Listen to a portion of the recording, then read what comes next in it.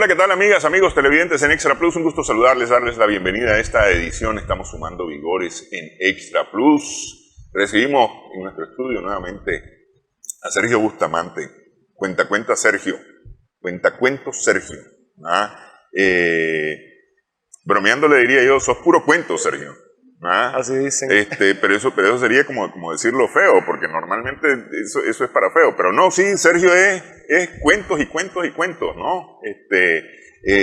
Ya acercándote a tu 10ª producción literaria en cuanto a cuentos para niños. Así es. Sí. En total 9 obras, de las cuales 7 son dedicadas al público infantil, aunque ahí también hay una pequeña trampa porque los adultos también se llegan a enamorar de este tipo de publicaciones, les hacen recordar su niñez, incluso aquellos que no tuvieron la oportunidad de que de niños les leyeran un cuento, se sienten bastante atraídos a sentarse un rato y esparcir su mente a través de las invenciones que propongo en nuestro país. Muchas gracias siempre por invitarme, don Néstor, es un honor para mí ser parte de los invitados especiales de Extra Plus y de Sumando Vigores en particular. ¿Cómo no? Claro que sí, para nosotros siempre es un gusto porque estos cuentos no son solamente cuentos por ser cuentos, es decir, tienen un contenido, tienen una enseñanza, pues porque vos te has dedicado a darles ese cariz, digamos. Por ejemplo, estaba aquel, creo que el último del que estuvimos conversando fue sobre los alimentos, ¿verdad? Así es, de las comidas divertidas. Aventuras divertidas, es cierto. Sí. Un enfoque para que los niños y niñas se acercaran a una alimentación más saludable, conociendo los alimentos, las variedades que hay en nuestro país, desde una forma divertida, no impuesta, no de comer porque es que eso es lo que te hace bien. Que eso es vitamina y ahí está todo. Y además, acordate que hay otros niños que no tienen nada que comer ahora y sí. Es correcto. Sí. Pero usted se acuerda de otros de los cuentos también. Por supuesto, hay uno que, bueno, tenés toda la serie de Baki, toda su pandilla, pero tenés que de una u otra forma te fuiste inspirando en las leyendas nicaragüenses y tenés adaptado a la actualidad la Carretanagua. Sí. Con el caponero. El caponero sin cabeza, que es una novela, sí. Una novela corta para el público ya adolescente, juvenil, adulto, exactamente. Procura ser como una evocación a eso del padre sin cabeza. El padre sin cabeza. Como bien lo decía, ya que hablamos de medio de transporte, quizás una carreta, ahora una caponera, pero sí es un tanto diferente y al final la historia no se centra tanto en eso, sino que es algo más social, incluso romántico. Tiene muchos temas que abordar para la juventud, desde las drogas, por ejemplo, también el abuso del consumo de estos estupefacientes. Entonces sí, es una obra interesante. Esa fue en el 2021, diciembre de 2021, publicada. Sí. Y lleva, bueno, un movimiento, podría decir, decente, aunque no como quisiera, honestamente, porque la literatura para adultos de Nicaragua es un tanto más compleja de promover y de, digamos, también colocar en el público, pero he recibido mucho apoyo, no comparable al apoyo que tengo para el público infantil, sí, que es donde está mi fuerte a nivel comercial también. Sí. ¿Qué es lo más reciente? Porque acabas de publicar, ¿verdad?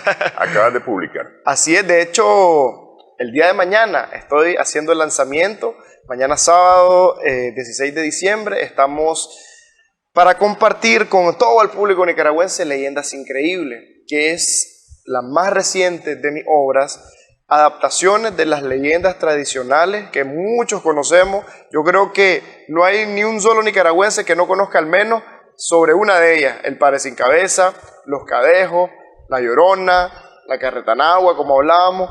Sin embargo, esta obra tiene ya algo especial, y es que son 5 leyendas adaptadas de una forma muy bonita a través de las ilustraciones con las que trabajamos Roberto Meneses, que es mi colaborador, el ilustrador con quien me acompaño para realizarla, y que precisamente busca incentivar más la lectura y el conocimiento de estas leyendas en los niños a través de ilustraciones muy bonitas, como van a poder estar observando a detalle.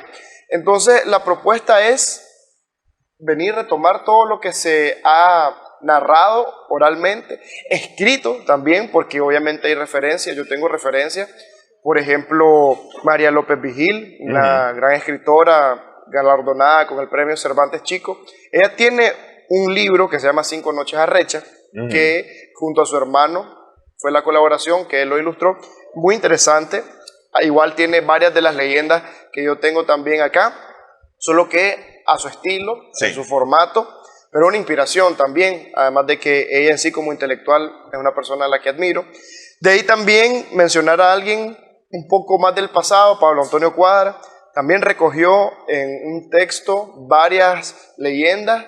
Entonces ese estudio me permitió a mí, sumado a lo que se puede escuchar de la gente, a que te cuenten, que yo viniera y entonces junto a Roberto le dedicáramos un enfoque muy interesante a estas nuevas adaptaciones, que ya el texto me pertenece en cuanto a la invención, digamos, pero conserva mucho de los cuentos de camino, como dirían nuestros antepasados, porque casi que la mayoría de estas historias se inspiran en ambientes de pueblo, donde la gente tenía esas supersticiones, pero nos sorprenderíamos de que actualmente hay muchas personas que creen que, de hecho, en el mundo urbano andan de pronto monas o aparece un cadejo.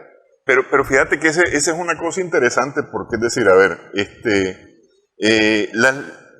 creo yo, pues me parece a mí que de una u otra forma todas estas leyendas que tienen que ver con apariciones, espantos, tienen que ver con espantos, apariciones, se producen especialmente por la falta de luz, es decir, porque son lugares en donde no hay corriente eléctrica, estás alumbrado por candil, el día acaba a las 7, 8 de la noche porque no vas a tener encendido un candil hasta las 10 de la noche, 11 de la noche, como podría, como podría suceder en la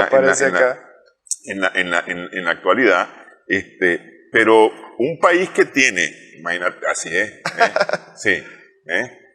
un país que tiene ya luz eléctrica en una cobertura casi del 100%, donde hay luminarias y demás, de repente las sombras desaparecen, ¿no? Y entonces, estas historias podrían llegar incluso a quedar olvidadas. Ahí me parece que un aporte importantísimo es que estas historias se mantengan vigentes. Porque es parte de nuestra cultura, al final de cuentas. Es decir, yo no sé si en otro lugar hay carretanagua. Claro, de hecho en la región sí. En la región yo lo menciono en el libro porque es parte del estudio también, porque para esto se necesita hacer un estudio exhaustivo, ver cómo en la región se adaptan diferentes historias que tal vez aquí no son populares, pero lo que se refiere, por ejemplo, a los cadejos o a la carreta nahua, lo tenemos muy presente en El Salvador, Costa Rica, Honduras. ¿Qué cambia a veces? Ligeramente la narrativa, sobre todo el origen que puede tener, pero en Costa Rica se le llama, por ejemplo, la carreta bruja, o en El Salvador la carreta chillona, por los ruidos que va haciendo el engranaje de las llantas. Aquí nosotros le decimos la carreta nahua, que tiene que ver más con casi igual el embrujo que tiene. Pero están presentes. La Llorona, por ejemplo, México, nuestra referencia más grande, porque es donde se han hecho casi que la mayoría de adaptaciones, desde el cine hasta la animación, por ejemplo. Ya en Sudamérica también encontramos una gran cantidad de leyendas que aquí no son conocidas. Por ejemplo, una que me parecía curiosa rápidamente es el Silbón.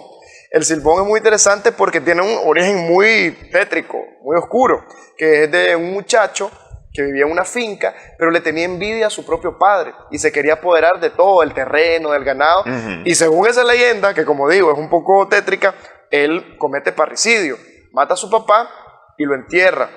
Pero alguien se da cuenta de ello y lo expone, y entonces le cae una maldición, según esta leyenda. Y entonces el chavalo muere también, pero él revive de una forma espectral en la que va cargando en un saquito los huesos de su padre, vagando por toda Sudamérica y va silbando en pena. Y cuando la gente, según ellos, escuchan ese silbido, entre más lejos se escucha, es que más cerca está el espectro.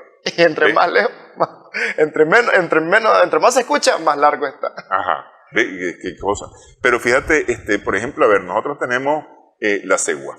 Por supuesto. Pero la cegua es también una versión de la micabruja. Es decir, en algunos lugares es la cegua, en otros lugares es la micabruja. porque más o menos cumple la misma función, perder a los vagos que andan en la noche. Está la chancha bruja incluso, Está la que el chancha cerdo. bruja, ¿verdad? Que es otra variante también de este, ¿no? Tal vez podría acercarse un poco a una versión más local de La Llorona. Podría acercarse un poquito. Hay variantes, pero sí. eso responde a la creencia mística de nuestros antepasados indígenas de que habían personas que tenían la habilidad de transformarse en animales, y eso se llamaban los nahuales. Los nahuales eran quienes supuestamente podrían transformarse en jaguares, en jabalíes, en tapires, en mono, exactamente. Sí. Y entonces esa creencia se va transformando a lo que llegamos hoy en día. Pero algo importante que debo rescatar de lo que ha mencionado anteriormente es en principio que estas historias nos dan identidad. Algo rico en Latinoamérica es que podamos llegar a países de Europa donde también tienen sus mitos y leyendas, pero nosotros a partir de ese sincretismo cultural que hubo con los españoles, que muchas de estas leyendas de hecho están inspiradas precisamente en el intercambio cultural que hubo entre los colonizadores, conquistadores y los indígenas, con ellos también en otros lugares, y decir, bueno, no sé, los celtas tenían su mito sobre tal cosa, pues allá en Latinoamérica nosotros también tenemos la de la mona bruja. Sí. Y al día de hoy, como usted también mencionaba, si bien vivimos en un mundo ya más tecnológico, lleno de comunicación, donde ya vemos que cualquier cosa puede ser falsa, no, eso es un video montado, decimos, es cierto, pero el papel que juegan escritos como estos de las leyendas tienen una relevancia más desde la educación, desde la enseñanza, porque todas tienen también un mensaje de valor que se va atribuyendo a nuestra vida cotidiana. Ya lo hablábamos, por ejemplo, de los trasnochadores, de los borrachos, un ejemplo, Así que es. descuidan su familia, bueno, ahí está el cadejo, por ejemplo. De los que reclaman justicia, de los que abogan por los demás porque no ven justo que tengan cierto trato. El padre sin cabeza, por ejemplo, que tiene una variante que también es al contrario, que el padre era un zángano, un borracho, un nefasto, y que por eso termina mal y en penitencia. Pero la versión que más manejamos aquí, sobre todo en Nicaragua, es la de un padre bondadoso, generoso, que viene a compartir con los indígenas, que se siente indignado por los malos tratos que le daban los colonizadores, y por lo tanto, abogando por eso, termina siendo traicionado por sus propios congéneres. Y de ahí que le corten la cabeza y salga en pena, digamos, a atormentar a esos bandidos. Que es una versión chueca de la realidad, porque al final el obispo mártir en Nicaragua, pues lo que fue apuñalado. La verdad es que nunca le cortaron la cabeza, ¿no? Fue apuñalado hasta morir por los Contreras. Por los Contreras, eso es en León, la historia. En León Viejo. León Viejo. Y de ahí cae la maldición de las erupciones del volcán, que se molesta por esa barbaridad, y entonces finalmente León Viejo tiene que salir de Imavite e irse a donde está Sutiaba. actualmente. Interesante, ¿verdad? Sí, así es. Pero bueno, pero más o menos, porque es que fíjate que estaba pensando justamente lo que existe es la leyenda aquella del jinete sin cabeza, ¿te acuerdas? Y ese viene más de la cultura. Que es europea. Es correcto, y después traslada a Norteamérica, y es lo que ellos llaman Sleepy Hollow, o el jinete sin cabeza. Es diferente, pero vamos a que comparten la decapitación como un elemento en común del personaje. Te pregunto, ¿te han asustado alguna vez? Me vas a responder después de la pausa. ¿A usted lo han asustado alguna vez? ¿Ha visto algún espectro? A ver, aquí en confianza le pregunto, ¿la mica bruja le ha salido? ¿El cadejo lo ha seguido? ¿Ha escuchado la carretanagua? Dejo la pregunta ahí en el aire, hacemos pausa, regresamos en breve. En esta edición estamos sumando vigor.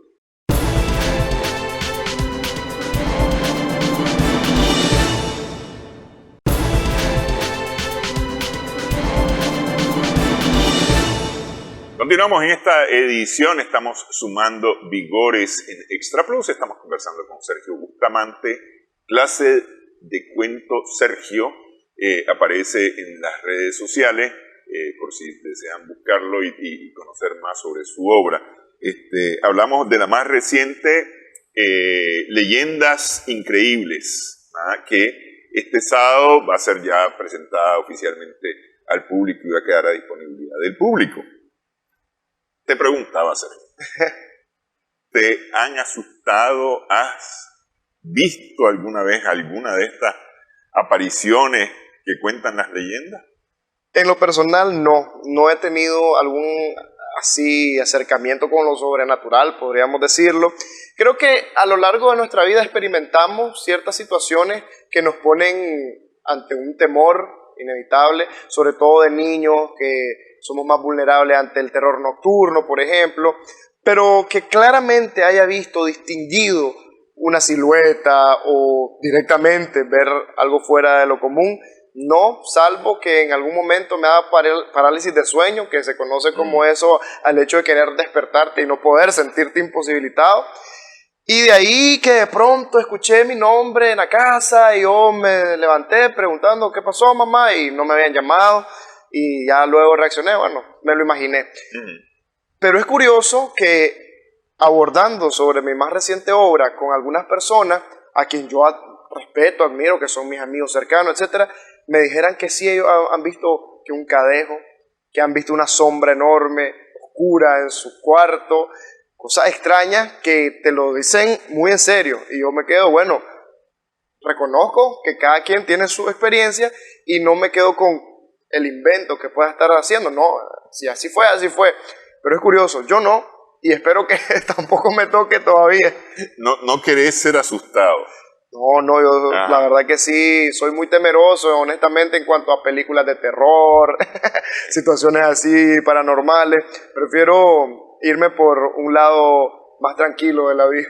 Pues mira, yo de chavalo, especialmente ya en el campo, pues, Sí. Recuérdate que a mí me tocó la década en que nosotros salimos, los jóvenes salimos al campo. Sí. Y empecé a escuchar las historias que nunca antes había escuchado. Pues tal vez alguna vez había escuchado la del Cadejo, Sí. la de la Carretanagua, porque mis padres venían de Jinotepe, de Jinotega, entonces, Claro. pues ahí calles empedradas, se escuchaban cosas, Es correcto. la mano peluda, Se puede. la mano peluda, etc. Pero empecé a escuchar historias y entonces, por ejemplo, la historia de la cegua. Sí.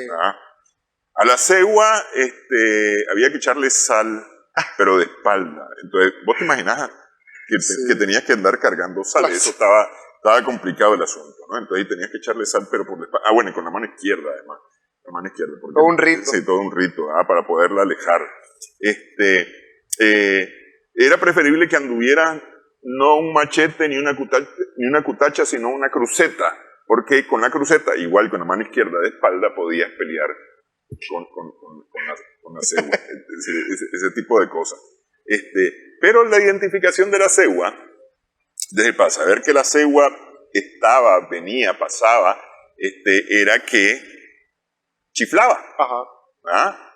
silbaba en lo que iba pasando, porque además la cegua, mica bruja, etcétera, tenía que, o iba por los árboles, Sí. iba por los árboles, y los perros ladraban, decía la gente, los perros laten cuando va pasando. Entonces, La sienten. y entonces aquella va pasando. Entonces, el lugar donde yo enfaticé, Los Larios, en San Rafael del Sur, tenía el Camino Real. Correcto. Y las casas iban del Camino Real hacia adentro. Entonces, una noche, ya noche, como a las 8 de la noche, que aquello estaba sumido en la total y absoluta oscuridad, no había luna, escucho yo en la hamaca en donde estoy dormido un chiflido allá en el fondo. Pero el chiflido puede ser cualquier cosa, alguien que le silbó a otra persona, qué sé yo qué cosa. Pero el silbido empieza a acercarse y los perros empiezan a ladrar y entonces vos escuchás los perros que vienen ladrando desde largo, y entonces pasaron cerca de la casa, es decir, los ladridos pasaron cerca de la casa y se fueron alejando y en lo que el chiflido iba pasando. Que la mica bruja, a fuerza tiene que ser la mica bruja. Y por supuesto, decime que yo saliera a la calle, al Camino Real, a comprobarlo a las 9 de la noche, a las 10 de la noche, no, ni quiera Dios. Difícil, así es. Y son anécdotas tras anécdotas que cuando llegamos a compartir con las personas, indistintamente son jóvenes o mayores, alguien tiene algo que contarnos respecto a eso. Y creo que es una parte bonita del poder tener algo tangible también. Sí. Porque la tradición oral es eso, es pasar de generación en generación esta historia. Imagínate que tendríamos fácilmente 500 años, por ejemplo, de esta historia, pero el hecho de que nuestra niñez tenga una obra en la que se recogen estas narraciones fantásticas con matices también de la realidad que se vivía, es algo que para mí aporta mucho valor. Y es el aporte que procuro siempre estar dejando a través de las diferentes colecciones que tengo de libros que abordan distintas temáticas, desde la fauna nacional hasta la limpieza de las calles y la educación ambiental, La alimentación nutrición, sana. así es, alimentación saludable, y hoy en día ya con el tomo 1 de Leyendas Increíbles, este aporte, porque es la primera de 4 entregas. Okay. Espero que puedan ser bien recibidas por el público y que eso permita que estos proyectos sigan desarrollándose, porque la idea es que son una recopilación de 20 leyendas en total, 5 por cada libro. Entonces, en Leyendas Increíbles, tomo 1, tenemos esos 5. Y ya, si todo va marchando bien, tenemos para los siguientes años la otra obra. Tan largo en años. Bueno, lo que pasa es de que procuro hacer al menos 2 publicaciones anuales. Claro, eso porque quizás estoy pensando ahorita como que, digamos, un poquito a pequeña escala. Si el público me apoya demasiado, obviamente podría tener hasta 3 de un solo, 4 libros en el año.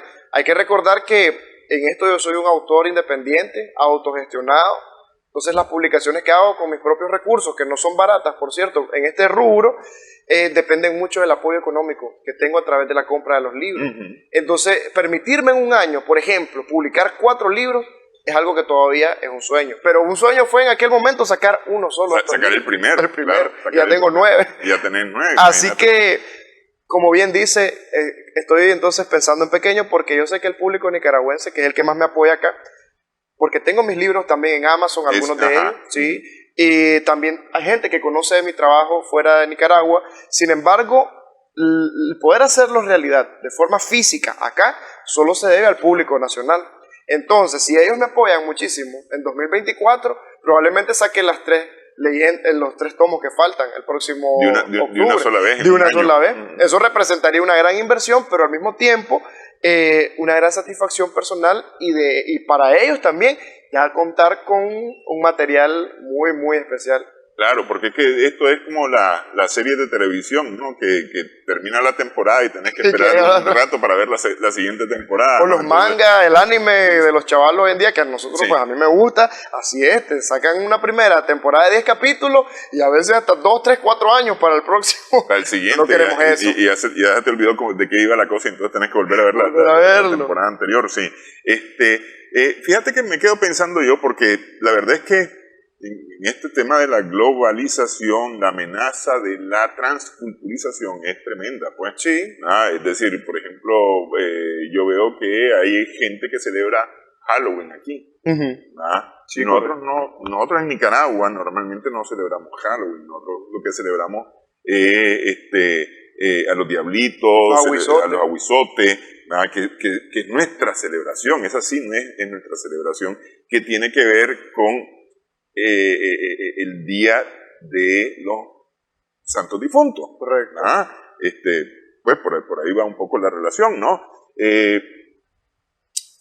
Y entonces me quedo pensando yo que nos han metido a través de la televisión y del cine cualquier cantidad de espantos nuevos que nada tienen que ver con nosotros. Sí, el Boogeyman le llaman algunos a ver. Aunque bueno, vos sabés que el Boogeyman es el hombre del saco, ¿no? Ajá, correcto. Y yo no sé si a vos de chavalito alguna vez te dijeron, si te portás mal, le vamos a decir el hombre del saco. Te lleva bueno.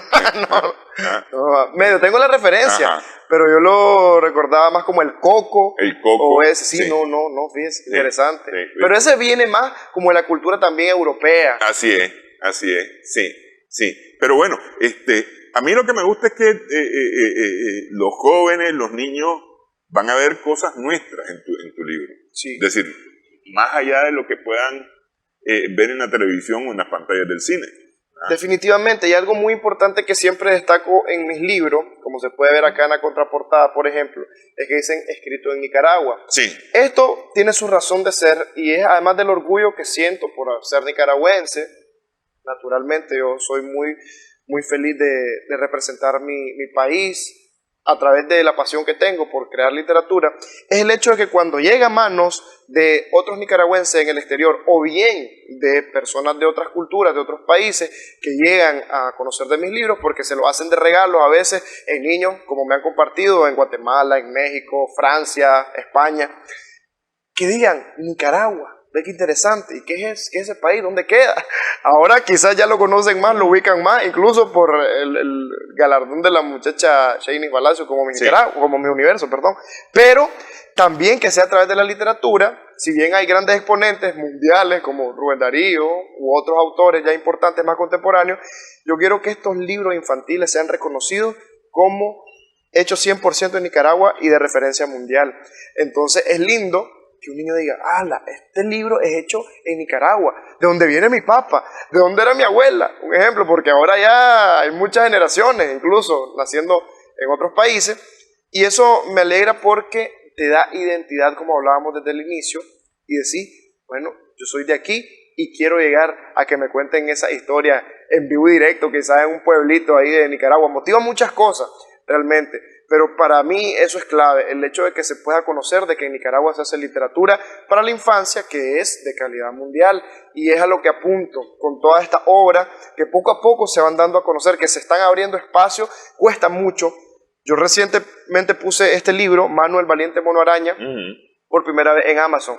Se está vendiendo ya en la plataforma, me lo han comprado y es increíble la facilidad que puede tener en cualquier parte del mundo alguien de comprar este libro. Lo compró, por ejemplo, un amigo en Francia. Le costó 12 euros más envío, aproximadamente 16 euros, y le llegó el libro impecable, nítido, y encantado él de poder tenerlo allá. ¿Yo qué hice? Bueno, esforzarme porque el producto estuviera listo, pero solo colocaba en la plataforma. De ahí se encarga todo el gigante mundial de Amazon, por ejemplo. Sí. Pero eso es increíble, genial, porque ya solamente es el tema de darte a conocer, que es un gran reto, pero si lo logras, bueno, de pronto ya estás bien posicionado en otros países, así como a nosotros nos vienen, como usted decía, a través de las películas, a través de los libros internacionales, esos ejemplos. Bueno, yo quiero que Nicaragua exporte también entonces su cultura, que exporte su talento literario, y ese es el gran reto de cara a 2024, porque sí pienso hacer algunos cuantos viajes, como lo hice este año, al menos a Honduras y a El Salvador, que fueron experiencias maravillosas, donde fui muy bien recibido. Ya en Costa Rica lo había hecho en el 2022, pero si todo sale bien, para este 2024, la idea es trascender aún más fronteras y poder llegar a mercados mucho más grandes incluso, porque estamos hablando de que Centroamérica hay, de hecho, bueno, solo tenemos referencia a Costa Rica, casi 5 millones, Honduras 9 millones de habitantes, pero yo quiero llegar a países donde fácilmente superan los 100 millones. ¿Y estás traduciendo? Varios de mis libros en la colección de Baki ya son bilingües, ¿verdad? Que son en español y en inglés. Sin embargo, con otro solo estamos en español. Eventualmente sí, me encantará, por ejemplo, este libro me encantará en algún momento traducir esa historia y ofertar al menos en digital una versión full en inglés, por ejemplo, ya que en la misma obra difícil combinar ambos idiomas por ya la extensión que tiene. Sí. Cosa que es diferente en las colecciones de Baki, por ejemplo, que al ser menos texto, entonces están bien ubicados en la misma paginita. En este caso no, estamos hablando de ya mayor cantidad de texto, pero sí es un proyecto que está ahí, aunque me parece interesante que solo en español llegas a un enorme público, sobre todo en Estados Unidos, donde se habla, donde casi... Somos 700 millones de hispanohablantes, ¿no? Eso en el mundo estamos hablando, ¿verdad? Sí. Y en Estados Unidos probablemente haya unos 100 millones que hablan español, quizás un poco menos, pero estamos hablando de que es una gran porción del público que puede estar interesado en conocer de esta obra, así que el reto está así en conseguir el apoyo para llegar a esos países, porque en mi caso, bueno, no he tenido, digamos, así como la oportunidad de que me inviten a ferias o que una organización como tal diga, bueno, vamos a respaldarte y tomar el boleto para ir a tal lugar. Procuro hacerlo por mi cuenta, no está mal, sí, que de pronto alguien diga, no, bueno, vamos a apoyar esto y andar a representar, porque yo estoy encantado de hacerlo, pero lo haré siempre por mi cuenta. Nunca me he quejado ni lo haré de que si no me dan para esto, si no, yo lo hago por mi cuenta, así que aunque sea poco, pero ahí vamos. Claro, al final de cuentas, es decir, vos estás apostando a tu propio esfuerzo en principio, porque sin ese esfuerzo propio no hubieras hecho ni la primera. La primera. Sí. Que ya tiene 6 años, celebrando 6 años. Porque yo me acuerdo que cuando nos contaste de la primera, fuiste a prestar, tu papá te apoyó, te dio parte, y bueno, porque es decir, esto no es barato, es decir, no. Y a veces los libros no son apreciados en el costo de la producción, porque aquí lo que, además del talento, está el costo de producción, porque esta claro. es una obra que está full color, con papel satinado, sí. Un poco más pesado que el papel bond, es decir, tiene un plus. Así es. Que imagínate vos las ilustraciones. Que es un servicio que contrato, evidentemente, sí. Porque yo, por ejemplo, con mi estimado Roberto, trabajo en un sentido de colaboración, pero obviamente él haciendo el cobro por sus servicios tal cual tiene que ser. Entonces, no es como un tipo de colaboración en el que él lo trabaja por su lado, yo por el mío, y luego juntos vemos el tema de ganancias. No, es un proyecto que llega a darse porque hago todo lo necesario en términos económicos para que así sea. Sí. Y que él, bueno, él ya tiene su parte, ya la imprenta tiene su parte. Sí. Después vengo yo. Después vos, y mira, y esto que hace Roberto, vos tenés los originales impresos, a ver, ¿cómo es el asunto? Él voy a dejar la pregunta para después de la pausa, porque ya me están pidiendo pausa. ¿Esto está dibujado sobre un papel, sobre una cartulina, o es una cosa hecha en la computadora? Es decir, que es más complicado, pienso yo que es más complicado. Hablamos un poco acerca de esto, de la producción de esta obra de Sergio Bustamante, Cuenta Cuentos Sergio.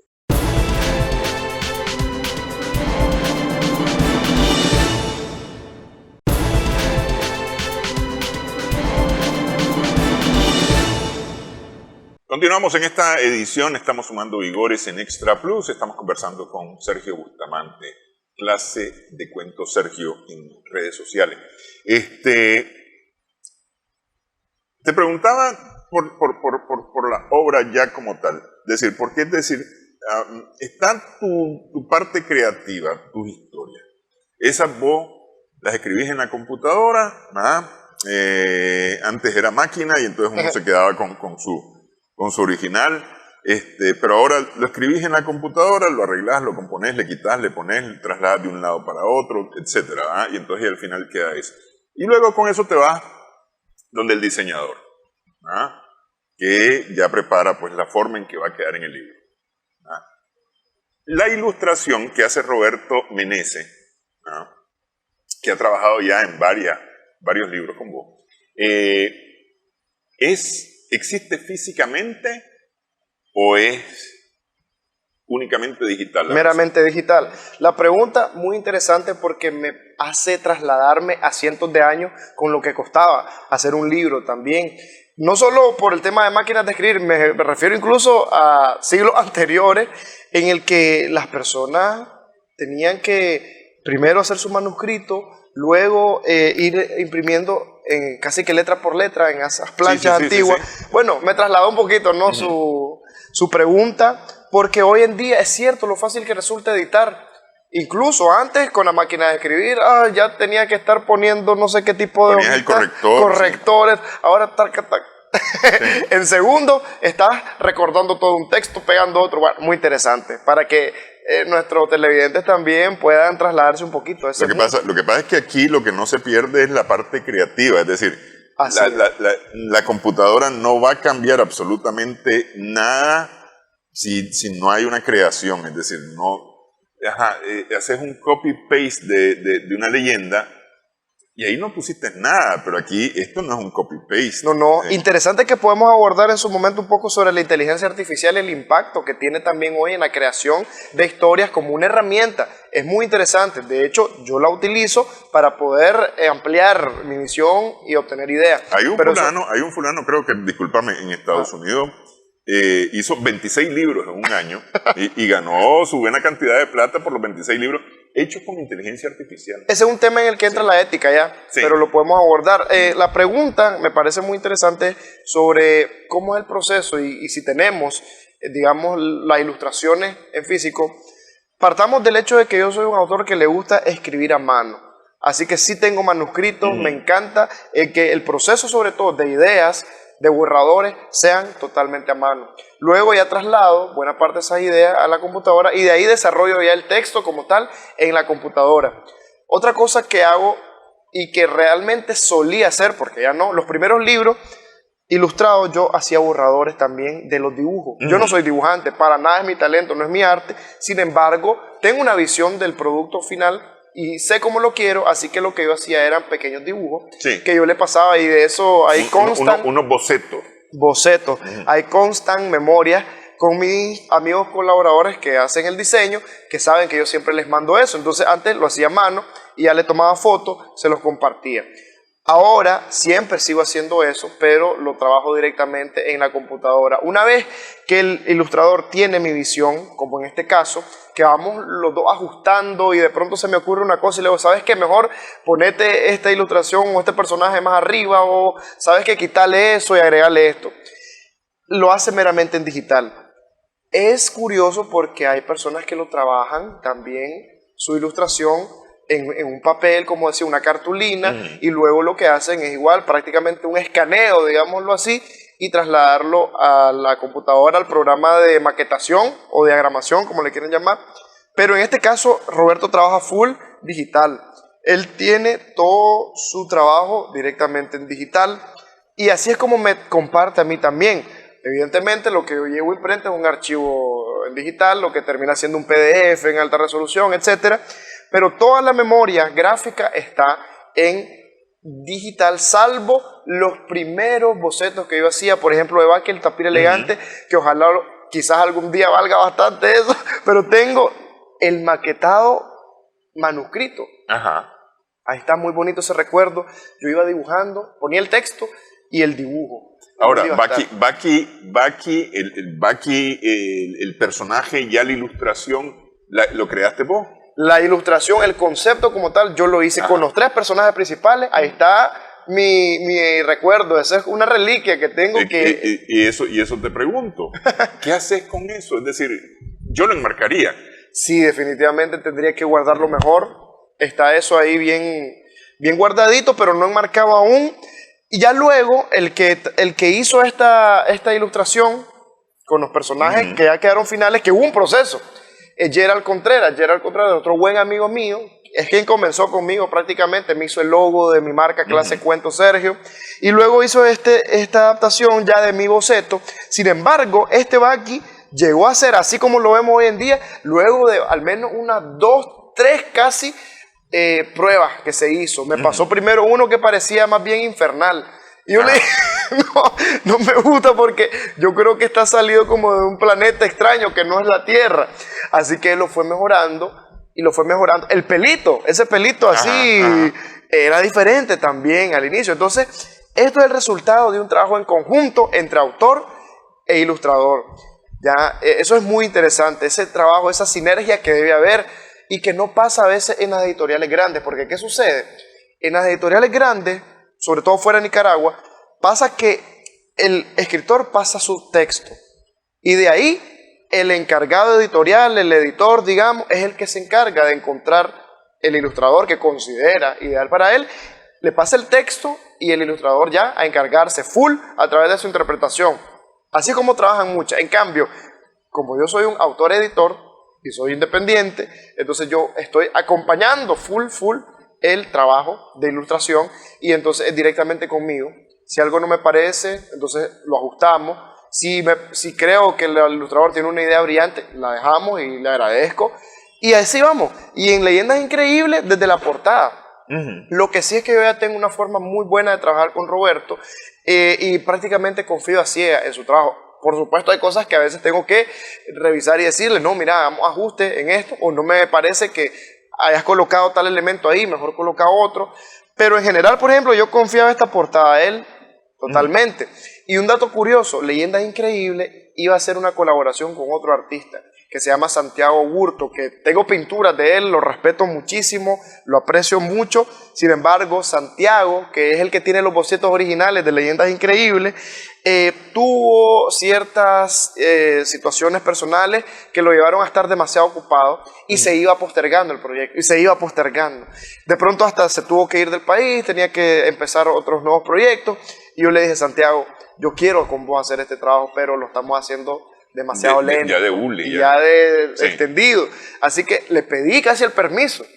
Aunque era mi proyecto, pues, en cuanto a idea y todo. Pero el permiso de que mi corazón, digámoslo de esa forma, ya estaba con trabajarlo con él. Pero como no se podía, le dije, voy a tener que hacerlo con alguien más. Va a ser con Beto, y te lo quiero decir así, casi como cuando se da una ruptura amorosa en el que Sí. tenemos que seguir nuestros caminos. Y él me dijo, no hombre, tenés razón, yo estoy full de mis cosas ahorita, yo quisiera, pero no se puede, así que tranquilo. Y de ahí traslado el proyecto con Roberto. Roberto retoma y empieza él. Y en este proceso hay tantas cosas interesantes, porque por ejemplo podemos ver acá, en esta imagen, tengo acá al señor Don Esteban, que es un personaje que es el que conoce a la Carretanagua o sabe de la historia. Tenemos a los muchachos, y esto está mejorado aquí, un proceso, un ejemplo, tan solo una ilustración. Primero estaba solo él, le dije que después agregara a los otros jóvenes, que pusiera una carreta. O sea, esos elementos yo estoy acompañándolo directamente. Lo que sí es que ya, por ejemplo, él me pasa un tipo de dibujo y a mí me gusta, yo ya confío en ese trabajo. Pero es muy, muy cercano el enfoque que tenemos los dos y la colaboración que estamos siempre haciendo. Es que fíjate que yo me quedo pensando justamente en eso, es decir, vos decías que ya la editorial se encarga de ver la portada, las ilustraciones, si es que acaso va a haber ilustraciones y demás, pero de alguna manera ahí como que el alma de la obra se diluye, no voy a decir desaparece, sino que se diluye, porque vos estás encariñado con tu obra. Es decir, es tu parto, ¿Sí? Es tu parto, y entonces vos querés que le pongan a tu parto, le pongan un vestidito bonito, y entonces y le decís al costurero, mira, yo lo que quiero es que tenga una manga de este tipo, una cosa así, el frente de este color, no sé. Que es distinto que ir a la tienda a comprarlo. Así es. Porque es totalmente distinto que comprarlo en la tienda, que sería más o menos lo que haría un editorial, ¿no? Sí, grande. Es decir, busca al que lo hace, y entonces aquel tal vez sin mayor compromiso hace algo, pues. Pero no está comprometido. Aquí el asunto es que vos tenés a Roberto y a... Bueno, en otros casos tengo a Maciel, por ejemplo, Rodríguez, sí. tengo a Luz Cortés, que es mi prima, y fue la primera con quien trabajé estos libros ilustrados. Tenemos a Arles Sandoval, que está en El Caponero Sin Cabeza, que no lo ando hoy. A Gerald Contreras. Realmente yo siempre digo esto, cuando se da la oportunidad de abordarlo en entrevistas, me siento muy agradecido y muy orgulloso del talento en cuanto a diseño e ilustración que yo he trabajado en Nicaragua, que son estos jóvenes que han sido una parte fundamental, porque, a ver, esto es una conjunción del talento del ilustrador y el mío. Ya, digamos, apartemos el hecho de que, claro, para que pueda ser realidad este proyecto, sí depende totalmente de mis recursos y de toda la voluntad que tengo de hacerlo. Pero en sí también, ya una vez terminado y que uno diga, oye, qué bonito, no es solo Sergio Bustamante, y eso yo lo hago saber y lo dejo muy claro, que estas obras son posibles gracias a esa unión entre el talento de ellos y el mío, y ya de ahí todas las otras condiciones que permiten que sea una realidad en manos del público. Pero definitivamente es bonito verlos así finalizados y decir, ahí está también el esfuerzo de fulanito, de fulanita, que han sido gente muy especial, que recordaré y que tendré presente hasta el último día de mi vida. Y ellos seguro que también, espero al menos, porque hemos colaborado muy cercanamente y estos libros han llegado a tener un buen público y ahí estamos todos nosotros involucrados. De hecho, también las personas que corrigen. O sea, esto es un trabajo de equipo. Sí. Si bien ya después la gente es clase cuento Sergio, ya es Sergio Bustamante, ok, yo agradezco eso y sí es parte porque, como digo, todo viene de acá también, de mi mente y de cómo hacerlo. Vos sos la punta del iceberg de toda esta producción. Pero abajo, Sí. claro, está todo un esfuerzo en conjunto y yo me siento muy honrado y muy agradecido, siempre tendré que decirlo. No sé en el futuro si en algún momento se diera la oportunidad de colaborar con una editorial grande, un ejemplo, sobre todo en países mucho más desarrollados a nivel de industria editorial, pero yo no me sentiría bien de que exista un libro publicado con mi nombre, es decir, que el texto me pertenece y que yo no me sienta cómodo con las ilustraciones. Sí. Eso sería algo muy complejo para mí de asimilar y decir, no creo a este punto de mi vida que eso pueda darse, porque yo tengo que amar el producto como tal, tengo que estar orgulloso y feliz de cada detalle que hay dentro. Que es lo que yo te digo, es decir, esta obra tiene todo tu corazón, Toda la tiene esencia, todo lo tuyo, toda tu energía, digamos, Sí, sí. puesta ahí, y que otro sea el que decida cómo es, Está difícil. le quita diluye esa energía. Vamos a hacer pausa nuevamente en esta edición, estamos sumando vigores en Extra.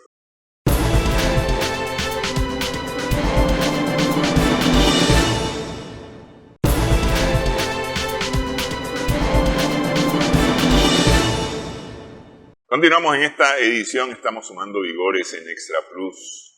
Con Sergio Bustamante estamos conversando en esta edición. Cuenta Cuentos Sergio, lo pueden encontrar en sus redes sociales. Decía yo al inicio que bien podía decir solo cuentos sos, Sergio, porque te has dedicado a hacer los cuentos, pero podría sonar mal, ¿verdad? Y justamente hacer una publicación de este tipo, de esta categoría, con estas calidades, no es cuento. No es cuento. No es cuento, es decir, son cuentas más bien. Sí.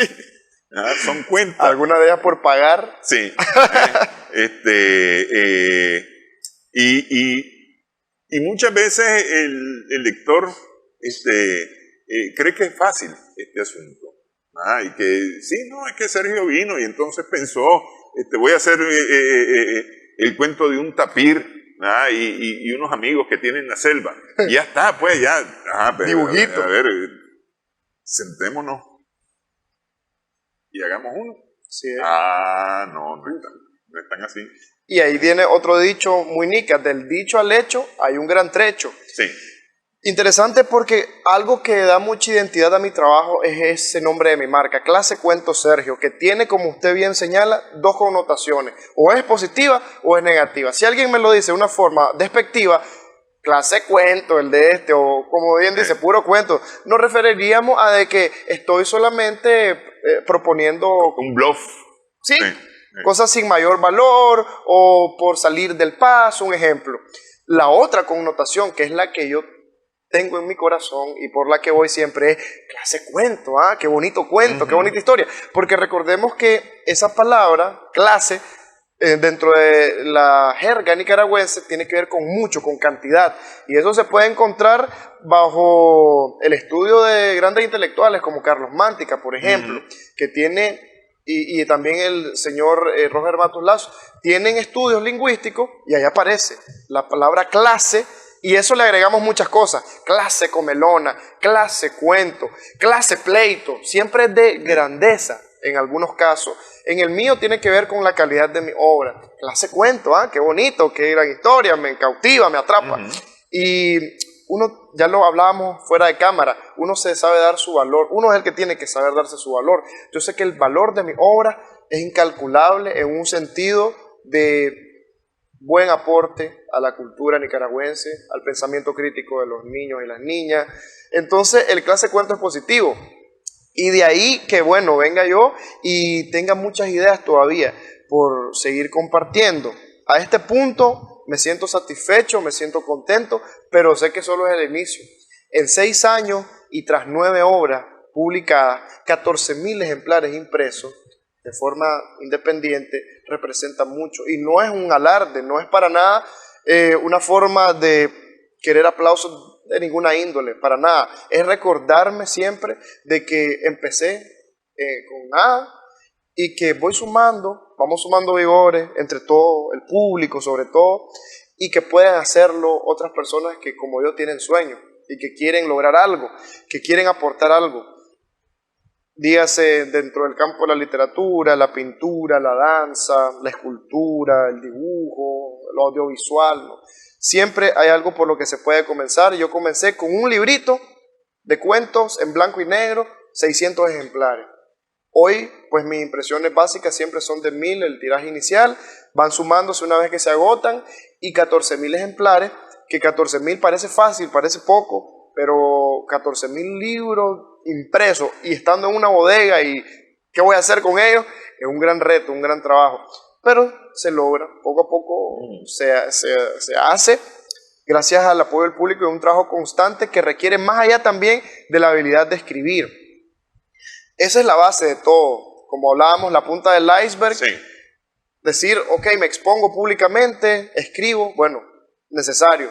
Pero detrás de eso, y más en un mundo como el que vivimos actualmente, de redes sociales, de comunicación, tiene que ver mucho también una estrategia de venta, de imagen, de marca, un esfuerzo continuo por llegar a más y más público, eventos físicos, presenciales, ideas para innovar también en otros temas que no son solamente los dibujitos. Como me decía un niño una vez, una anécdota que tengo en un colegio, yo llego, como suelo hacerlo en muchas presentaciones, y les digo a los niños, bueno, ustedes saben a qué me dedico yo, ya les contaron. Y dice un niño como de 4º grado, sí, usted hace dibujitos y los vende. Y yo me pongo a reír por su ocurrencia, era un niño muy alegre, muy jovial. Sí, le digo, en parte, ¿verdad? Dibujitos que después ando vendiendo, pero ¿qué hay detrás de ese dibujito? ¿Qué pensé yo que iba a significar ese dibujo? ¿Qué representa? ¿Qué valor está transmitiendo? ¿Qué historia? ¿Qué elementos reales hay? ¿Qué elementos de identidad, de idiosincrasia nicaragüense, por ejemplo, hay en ese libro? Y bueno, ya lo que sabemos, ¿verdad? Todo el esfuerzo en conjunto con el ilustrador, el hecho de que llegue a imprimirse, que esté puesto en un anaquel, en una librería, y que después de eso tenga un significado más aún en el hogar. Es que yo me quedo con la historia de aquella abuelita. ¿Cuál? Una abuelita que te escribió para decirte que a ella le encantaba, que quería comprar tus libros para leérselos a sus nietos. Exactamente. ¿Ah? Y esas historias son recurrentes. Y siempre me gusta saber de que no solo es el padre de familia, o sea, directamente pues el papá o la mamá del niño el que compra, sino que hoy en día también está buscándolo como regalo un abuelo, una abuelita, un tío, una madrina, un padrino, un primo, etcétera, porque es toda la familia que se congrega en un punto ahora a poder compartir un tiempo de calidad, y ese es el trabajo también importante que me toca. Bueno, yo digo me toca porque yo me siento comprometido con eso también, porque para mí no es solo vender un libro y ya, y embolsarme 300 córdobas por un material, y ya después de eso vivir mi vida, no. Es crear la obra, difundirla, y saber de que en un hogar estoy incidiendo para que una mamá o un papá se acerque más a su hijo a través de la lectura, y que juntos compartan eso, y que el niño le haga preguntas, y que el papá o la mamá se siente en algún momento vacilante, pero busque una respuesta para poder seguir compartiendo, alargando ese tiempo con sus hijos, y que luego me escriban y me digan, oye, Sergio, todos los días me lo piden. Hay una mamá que me pasaba hace pocos días un video de su niña con su abuela, es decir, con la mamá de la muchacha, leyendo el libro de Bach, y lo tenían desbaratado. Y le digo, bueno, lo que te toca en principio es reponerlo, puedes comprarle uno nuevo. Pero además de eso, feliz de saber de que un libro rematado, un libro usado, significa que es un libro que fue bien recibido. Sí. ¿De qué me sirve tenerlo nítido? Si es para colección, qué bien, porque está ahí, me alegra. Pero que yo lo vea, que está tronchado, como decimos, de que está roto, es porque lo han porque se ha usado. Porque lo han disfrutado. Sí. Y cuando me mandó eso, mira, me decía que se importaba, despedazado, pero todos los días casi que la niña leyéndolo se lo sabe. Y la edad de esa niña, 2 años. Ni siquiera lee, pero ella ya tiene la historia tan presente en su mente, en su día a día, que solo es acordarse y decir los colores que vio, el personaje, la escena, si estaba enojado, si estaba alegre, qué hacía.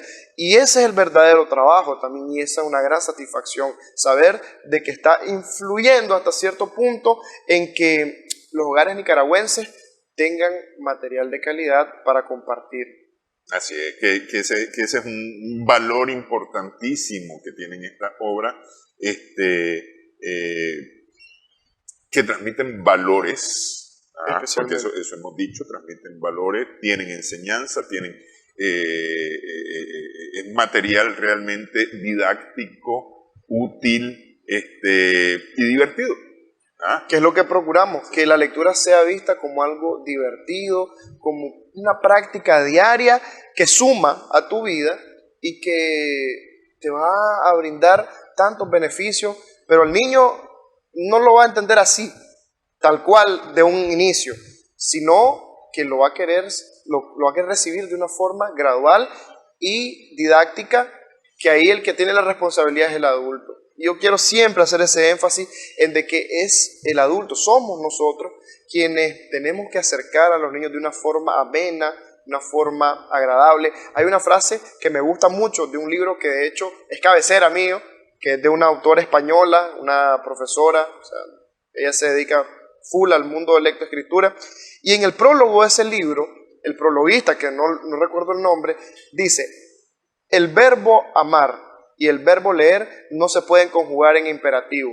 Básicamente, no puedes obligar, vos no puedes decirle a alguien, ama, sí, ama, o lee, desde el punto de vista en que cuanto más impuesto es, en cuanto más abrupto y grotesco es la forma en que nosotros obligamos, es donde perdemos.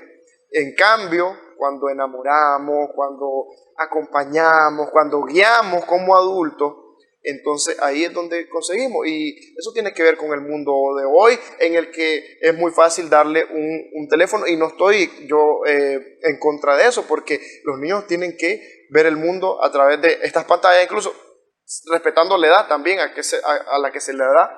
Sin embargo, si dejamos que solo sea la pantalla la que reine en su cotidianidad, en su día a día, y después solo nos quejamos, es que mi hijo no lee, cuando nunca también se le dio un material, y vos no te sentaste con él, entonces ahí es donde después digo yo, no sé qué esperabas, qué resultado esperabas.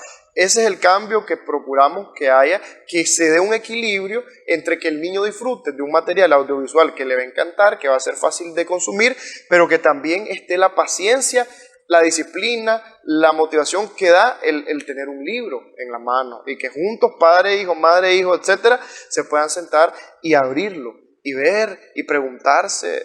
Esa es la parte que hoy en día se ha perdido, como dicen muchos de mi público. A mí me gusta cuando me lo enseñan, se ha perdido tal cosa, pero lo estoy reencontrando y compartiendo para que ahora sí hagamos la diferencia. Se puede hacer. 2024 ojalá sea un año de más lectura en Nicaragua. Bueno, pero ya para cerrar, mira, Leyendas Increíbles es un buen regalo de Navidad. Por supuesto. Y está saliendo muy a propósito, es decir, 16. Ya 16, 8 días antes del 24, Día de Reyes también.